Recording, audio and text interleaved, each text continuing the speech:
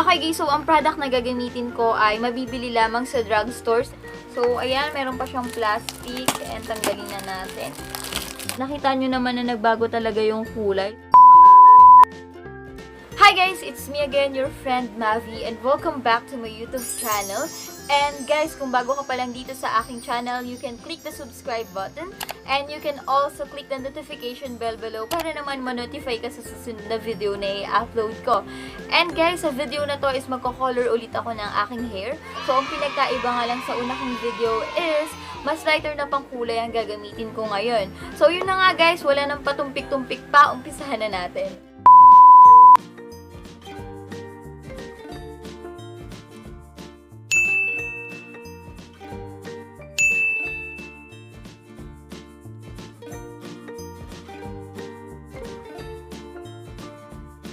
Okay guys, so ang product na gagamitin ko ay mabibili lamang sa drugstores and actually nabili ko to sa Watsons.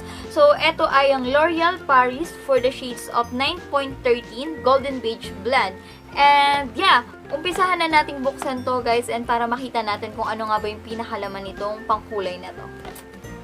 So ayan, meron pa siyang plastic and tanggalin na natin. Ayan na siya guys. So natanggal ko na yung pinaka plastic niya and then yes. Alright, so ito yung pinakalaman ng ating pangkulay na gagamitin. So unang-una meron siyang manual. So buksan muna natin siya guys and basahin natin ang instruction. So ayan, ito yung pinaka-itsura niya. Alright. Oh wow! Meron pa siyang gloves na kasama. So hindi ko na kailangan gamitin yung gloves na meron dito sa akin. So, sulit na guys.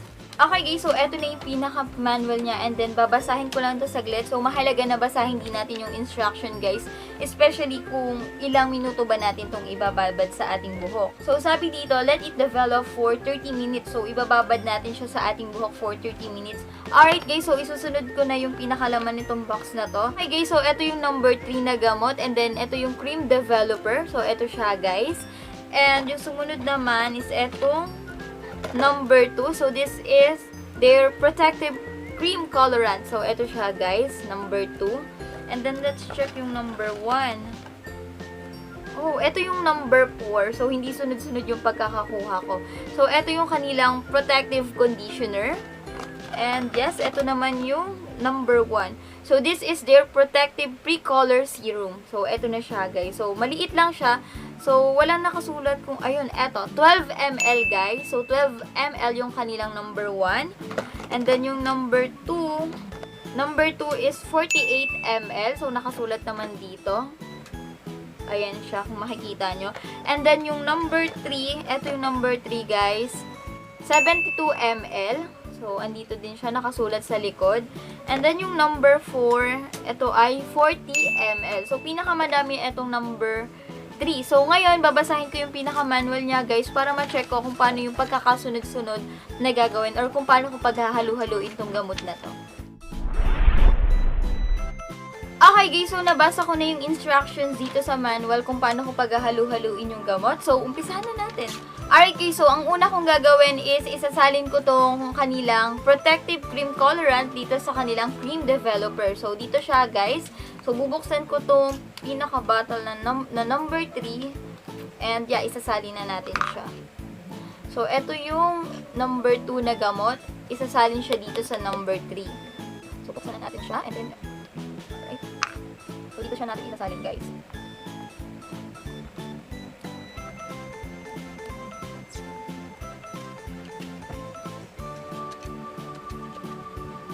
Okay guys, so naisalin ko na tong gamot na to dito sa number 3 bottle. And then, actually guys, meron pa siyang isang applicator. So, ito yung naunang applicator na nakalagay dito sa number 3 bottle.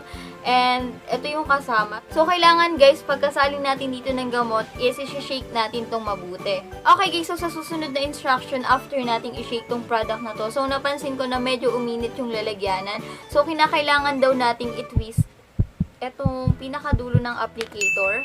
So, ayan, medyo kumalat siya. So, anyway, guys, so, bago natin to gamitin product na to, make sure, guys, na itetest muna natin siya sa ating skin. So, eto siya guys. Ginamit ko na yung natapon na kalat dito sa aking kamay. So, antayin lang natin ng mga ilang minuto and then let's check kung magkakaroon ba ng irritation sa aking balat.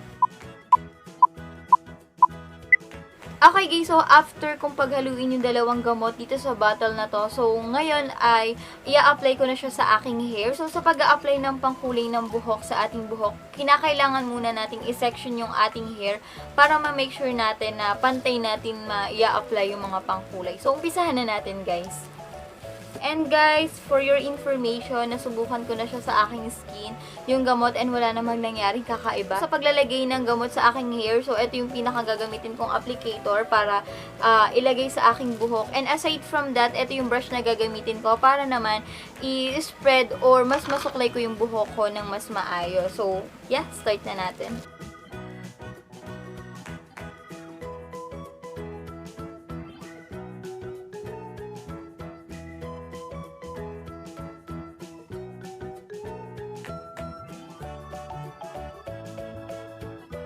Okay guys, so I think kinakailangan kong palitan yung applicator.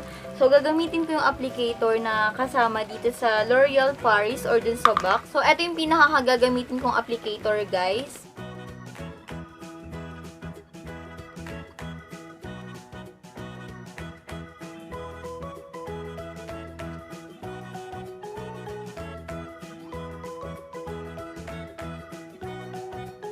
Okay guys, so sa part na to ng aking buhok, sa syempre dito sa pinakaunahan. So, ito muna yung lalagyan ko and dito muna ako magbababad ng gamot sa pinaka-mid. Saka ko lalagyan itong pinaka-roots niya guys. So, para ma-avoid ko yung pagkakaroon ng buhok na mas matingkad dito sa ibabaw kaysa dito sa ilalim. So, yan, dito na lang muna. And then, spread ko muna yung gamot.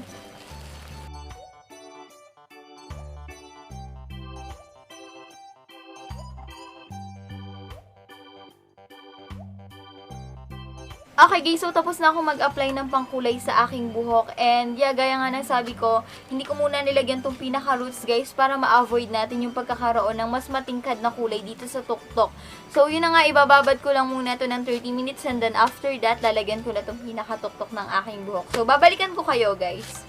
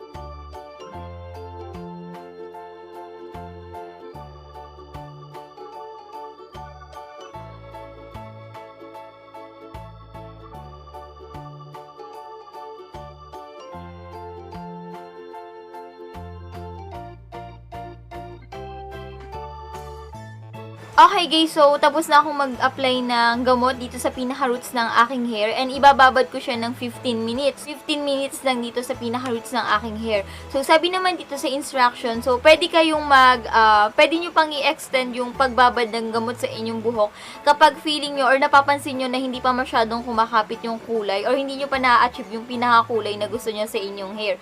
So yun na nga guys, after nito, babalawan ko na yung aking buhok and blower ko na din siya and babalikan ko kayo. Okay guys, so nabalawan ko na yung aking hair and yeah, hindi ko na ipakita sa inyo agad-agad yung result dahil umulan and naririnig sa aking background yung pagpatak ng ulan. So yeah, napagdesisyonan ko na ngayon na and eto na po yung pinaka-final result niya guys. So, ginamit ko na yung kanilang conditioner and napakalambot niya sa buhok. So, kung sa malapitan guys, ito yung pinaka-itsura ng aking hair. So, nakita nyo naman na nagbago talaga yung kulay. So, mula dito sa video na to, ito na yung pinaka-itsura ng aking buhok. So, ayan, hanggang dito, guys. So, naging brown talaga siya. And, aside from that, guys, so, ito yung pinaka-pangkulay na ginamit ko. So, 9.13 Golden Beige Blonde. So, kung mapapansin nyo naman, malayo talaga yung itsura sa kulay ng aking buhok mula dito sa picture or sa nakikita nyo sa packaging niya. So, the reason kung bakit ganito, guys, is hindi naman ako nag-bleach ng aking hair. So, kung gusto nyo talaga or kung gusto ko na ma-achieve yung ganitong color, kinakailangan ko na i-bleach yung aking hair. But, medyo risky siya, guys. Bakit? Kasi, ang pagbe-bleach ng ating hair is may possibility na masunog, lalo na kung hindi tayo marunong mag-bleach ng ating hair. But for now, guys, ayokong i-bleach yung aking buhok dahil natatakot ako sa kung ano man yung maging resulta niya and baka hindi siya magpantay-pantay. So, ngayon, satisfied na ako sa color ng aking hair as long as medyo nag-light siya mula dun sa color ko before. So, yan, ito na nga yung pinaka-itsura niya. And aside from that, guys, so baka napansin nyo na hindi ko nagamit yung number 1 na gamot. Yes, tama kayo, hindi ko nagamit yung number 1 na gamot. So, eto siya, guys. So, sa sobrang ka-excitedan ko na i-apply yung pangkulay sa aking buhok, nakalimutan ko na meron pa pala na number 1 na gamot na kinakailangang ilagay sa ating buhok bago tayo mag-apply ng pangkulay. So, saan nga ba ito ginagamit? So, ginagamit to dito sa unang part or bago tayo mag-apply ng color. So, ang purpose nito is para maprotektahan yung ating hair sa pagka-damage pag magkukulay tayo or especially sa mga dry hair dyan. So, mas maganda tong gamitin, guys, itong kanilang protective pre-color serum. So, lalong-lalo na sa pinakadulo ng ating hair kasi usually kapag magko-color tayo ng ating buhok and kapag nabanlawan na siya, nagiging dry yung pinakadulo ng ating buhok and ang ganit niya, ang hirap niyang suklayin. So, maganda na meron tayo nito, guys, and gamitin nyo to, sayang, dahil ako nanghihinayang at hindi ko to nagamit. But anyway, hindi ko man siya nagamit. Sobra pa rin akong natutuwa sa pinaka naging resulta niya, guys. Kahit dun sa conditioner lang kasi sobrang lambot niya sa buhok. Hindi siya katulad ng ibang mga pangkulay na after mong banlawan, talagang ang ganit-ganit niya sa buhok na kailangan mong ibabad yung conditioner ng matagal sa inyong buhok. And guys, nakalagay naman dun sa conditioner or dun sa instruction ng kanilang conditioner na 2 minutes, I think 2 to 3 minutes. Actually, 3 minutes kung binabad yung conditioner sa aking buhok. And pagkabanlaw ko, ang lambot niya, guys. So, hindi ko naramdaman na naging dry yung aking hair, especially dito sa pinaka-end niya. And yeah, guys, so hanggang dito na lang muna tayo. And I hope na meron kayong natutunan sa aking video. You can like this video, guys, if nagustuhan nyo talaga siya. And you can also subscribe to my YouTube channel. And click the notification bell below para naman ma-notify kayo sa susunod na video na i-upload ko. So guys, maraming salamat sa panonood ng aking video. Sa mga hindi pa nakaka-subscribe dyan, subscribe na kayo. And again, this is your friend Mavi. Thank you so much for watching at hanggang sa muli.